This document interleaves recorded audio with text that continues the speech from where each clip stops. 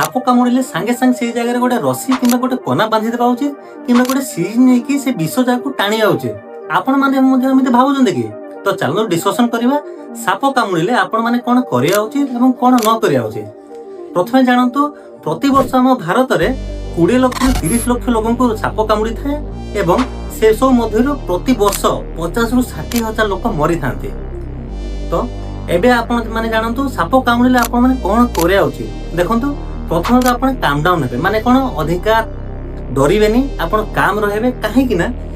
आम इंडिया रे मोस्टली सब साप गुड़ाक नॉन पॉइजनस माने कोन विष वाला साप से माने नथांती एवं मोस्टली जदि साप कामुड़िले सेटा ड्राई बैट थाए माने कोन साप कामुड़िले मध्य विष शरीर भीतर को जाई नथाए सेथि पई आपण माने पैनिक हेबार दरकार नाही कहीं ना मोस्टली केसेस रे एमिति भी देखा थे साप कामुड़िले विष द्वारा नुहे लोक पैनिक हेकी तांकर डेथ हे थाए। ठीक अछि तो फास्ट ला आपण पैनिक होंतुनी। सेकंड जिंस इमोबिलाइजेशन आपण से जगह याडे साडे जानतु नाही जदि याडे साडे जे विष जो ऊपर को चढ़ी माने ब्रेन जाए चढ़ियार तार रेटटा अधिका बढ़ी जाए थे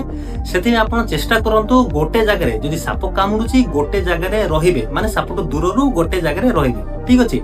सेकंड जिंस जो जगह रे कामुडुची से जगह रो इमोबिलाइजेशन माने आपण से जगह रे सूता एसो बांधिया दरकार नै। इमोबिलाइजेशन करे कोन जदि गोडरे किबा हाथ रे कामुडुची ए हाथ जेमिति एमिति ही रहिबो एई जगह रे जो दरकार पड़े मुठी फोटो दे दोछि गोटे बूढ़ा पेटा माने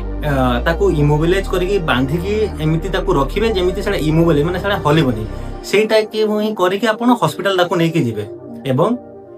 थर्ड एवं मोस्ट इंपोर्टेंट जिंस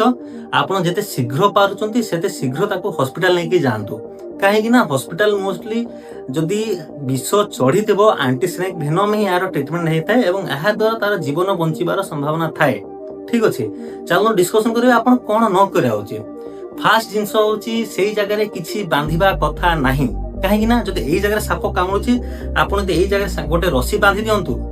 ताहले आपण माने भावती विष ऊपर को जीवनी एमती है न थाए कहीं ना विष तो रक्त संचालन माध्यम जाए तो यहाँ प्रेस कले रक्त संचालन कमी न थाए जाई थाए किंतु ये जगह जो आप बांधि थे जदि भास्कुलर टॉक्सिक साप होइतबो ताले से जगह नेक्रोसिस होइथाए फास्ट जिंस। ठीक अच्छे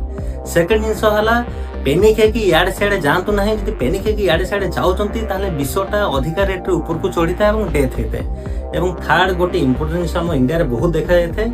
साप कामुड़िला मात्र लोक ताकू नेकी जायथांती गुणिया पाखु से विष टाणी थाए